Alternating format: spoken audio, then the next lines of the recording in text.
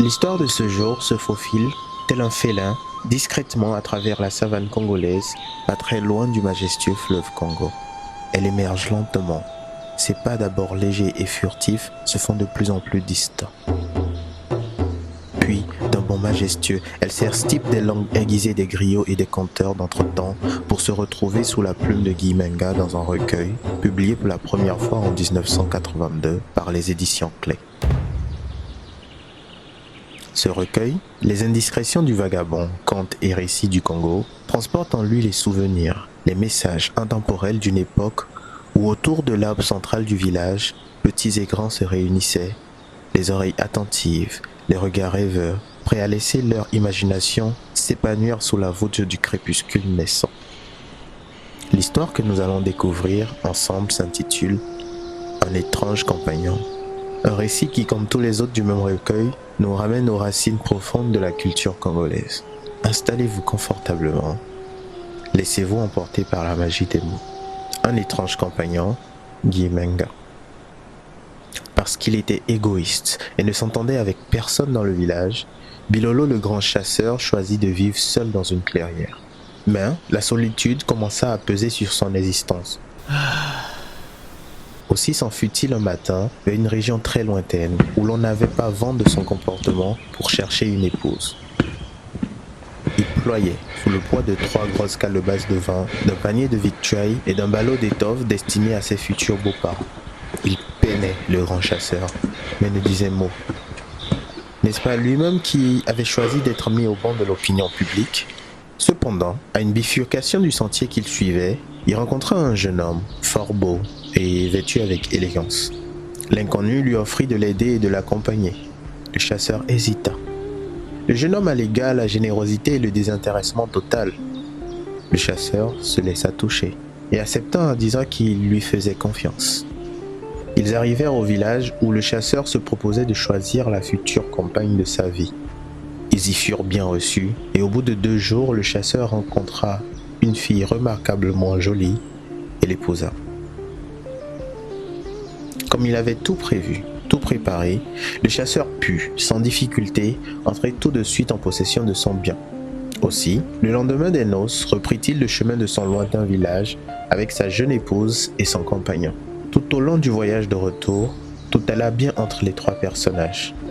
Un véritable esprit de camaraderie régnait au sein de la petite société qu'ils formaient avec les 2 moutons, la grosse truie et les 6 poulets que l'épouse avait reçus de ses parents.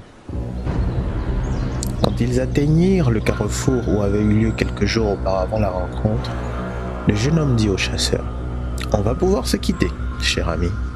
Remets-moi la récompense que méritent les services que je t'ai rendus. » « Comment peux-tu me parler ainsi ? Ne m'avais-tu pas promis que tu faisais ce geste au nom de la générosité et du désintéressement total ? Entre ce qu'on dit ou promet et ce qu'on pense, il y a une différence, mon ami. À moins que tu ne sois naïf, tu devrais savoir qu'on emploie ce langage que pour atteindre un but bien précis. Et il est des personnes qui ne peuvent ligoter leur appétit devant un bon plat. C'est mon cas. Je fais ma part. » Le chasseur, franchement contrarié, fit malgré lui, et à la demande de son épouse qui voulait éviter toute dispute, 2 parts égales des cadeaux rapportés. Il en prit une et laissa l'autre à son compagnon. « Voilà, dit-il, nous sommes quittes à présent. Merci pour la leçon que tu m'as faite. »« Ce n'est pas tout, » répondit avec insolence le jeune homme. « L'ambition n'a de limite que pour les peureux et les imbéciles, mon ami. » Irrité, le chasseur fulmina. « Ne t'ai-je pas tout donné ? Que veux-tu encore ? Écoute, si tu m'ennuies, tu sauras bientôt de quel horizon je sors. » Tu le prends ainsi. Et moi donc, sais-tu de quel autre je suis sorti ? Regarde donc. Soudain, le beau jeune homme se changea en un diable affreux, redoutable et repoussant. Il avait des cheveux longs qui lui cachaient le visage où brillaient 2 yeux lumineux comme des charbons ardents. Des pieds maigres, parcourus par d'innombrables varices et des bras longs et frêles terminés par des doigts noueux aux ongles crochus et crasseux. Pris de panique, les 2 époux allèrent se blottir derrière un arbuste et regardaient le diable qui dansait en chantant.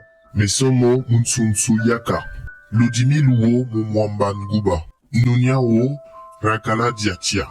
Pendant qu'il chantait, Sa langue mince se frayait un chemin entre ses longues dents pointues et il léchait les paquets restés à terre. Le chasseur et sa femme, pétrifiés, ne respiraient plus qu'à moitié devant ce spectacle rebutant. Le diable, lui, s'amusait de plus belle en s'approchant peu à peu d'eux. Son chant, au fur et à mesure, se faisait plus intense, plus cynique.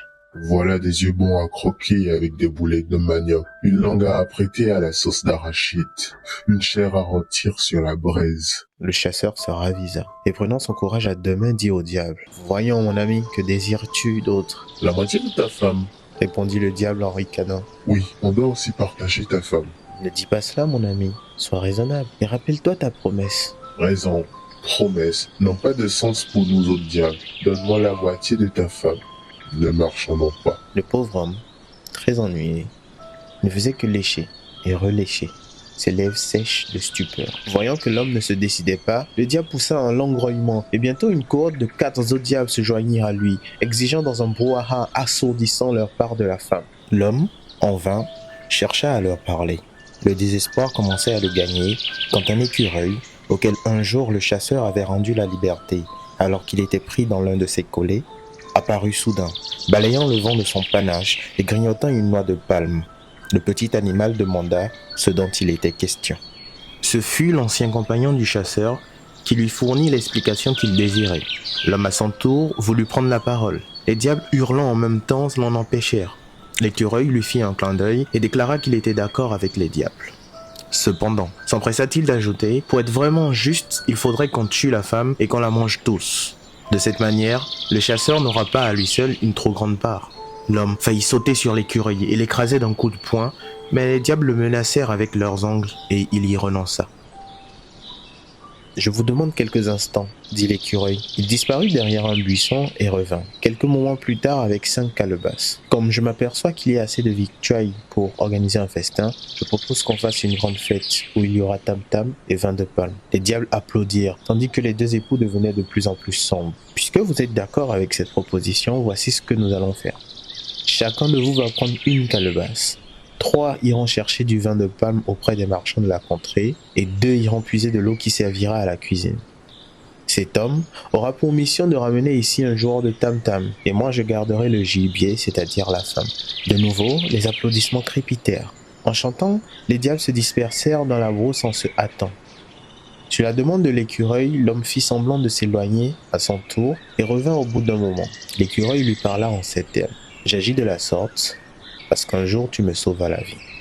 Mais je te dis une chose, si tu ne veux pas avoir des ennuis avec ces diables, abandonne ton hameau et retourne parmi les hommes. Emportez ta femme et toi-même ce que vous pouvez. Les diables ne reviendront pas de sitôt. Les calebasses que je leur ai remises sont trouées dans le fond et j'ai demandé à mes amis de la forêt de les retenir le plus longtemps possible en racontant des boniments de toutes sortes. Maintenant, filez. » Le chasseur se confondit en excuses et en remerciements interminables. Il s'empara de toutes les bêtes, tandis que son épouse se chargeait d'un gros panier, et la course folle à travers forêt et savane commença. L'écureuil, à son tour, reprit le sentier de son gîte. Quand les diables revinrent, ils ne trouvèrent plus ni bêtes, ni hommes, ni femmes. Ils se mirent à jurer de colère et se retournèrent contre leurs camarades qu'ils tuèrent et mangèrent. Ils fouillèrent ensuite la forêt pour retrouver l'écureuil, mais en vain. Confus, ils réintégrèrent leur antre. Les vieux qui nous racontaient souvent cette histoire aimaient la terminer par cet avis. Si tu es l'objet d'une flatterie, n'oublie pas de chercher à savoir ce qu'elle cache. Car si tu observes une grenouille au repos, tu verras que son regard demeure constamment dirigé vers l'eau. Les côtes d'une Sambi gémirent un instant, et le vagabond conclut par ce simple mot. Voilà.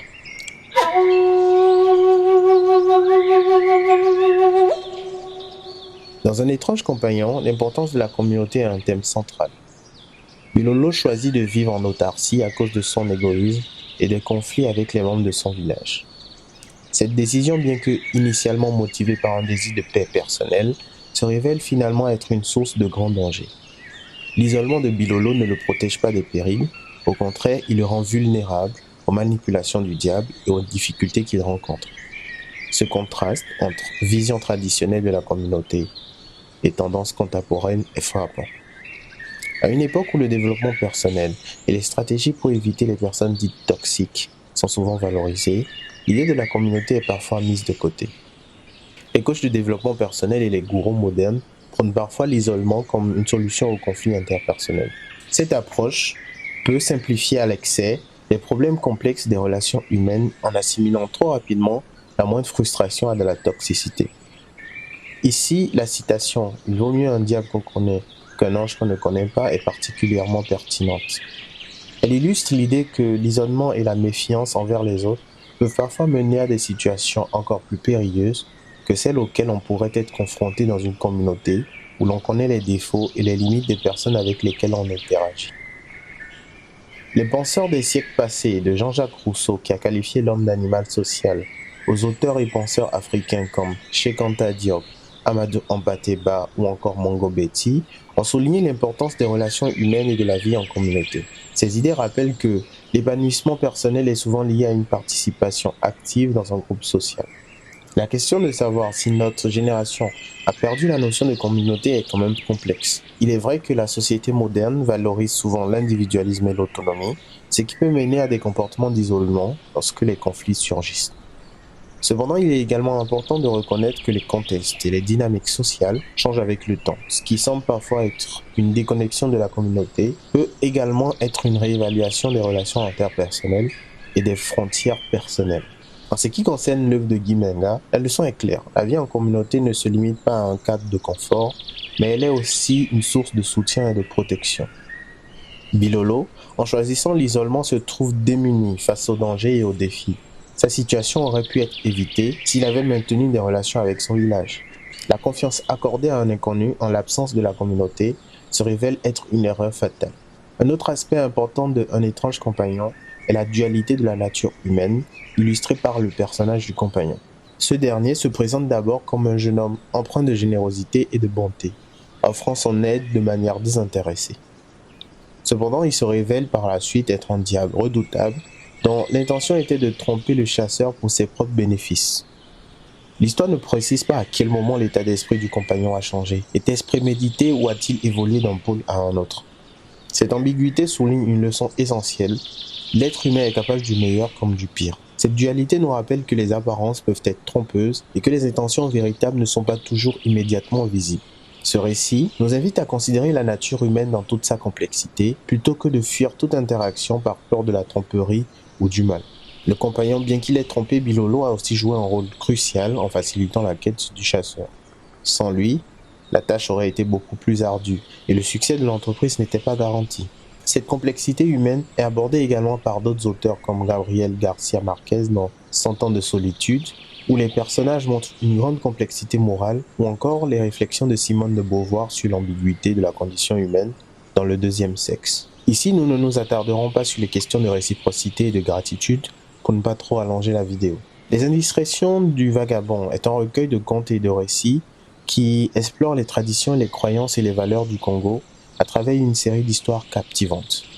Publié pour la première fois en 1982 par les éditions Clés, ce recueil regroupe des histoires imprégnées de la sagesse populaire et du folklore congolais, mêlant réalisme surnaturel pour offrir des leçons de vie. Chaque conte, à l'instar de Un étrange compagnon, est une réflexion sur les aspects fondamentaux de la vie en communauté, l'éthique et la nature humaine. Je ne saurais vous laisser sans une petite présentation de Guy Menga. Guy Menga est né en 1935. C'est un écrivain, un journaliste, un homme politique congolais reconnu pour son talent littéraire. Il a remporté par exemple le Grand Prix littéraire d'Afrique noire en 1969 pour son roman Le Palabre stérile. Ses œuvres, dont Les indiscrétions du vagabond, sont marquées par une profonde immersion dans la tradition orale africaine et une critique sociale subtile. Guy Menga a également occupé des postes importants dans les médias et la politique, notamment à Radio France Internationale et au sein du gouvernement congolais. Merci d'avoir suivi cette nouvelle lecture et analyse sur Monsieur Afrique. J'espère que vous avez autant que moi apprécié le voyage littéraire. N'oubliez pas de vous abonner à la chaîne et d'activer la cloche de notification pour ne manquer aucune de nos prochaines vidéos. Si vous avez des suggestions d'histoires ou d'auteurs que vous aimeriez voir présentés, laissez un commentaire ci-dessous et à très bientôt pour une nouvelle vidéo.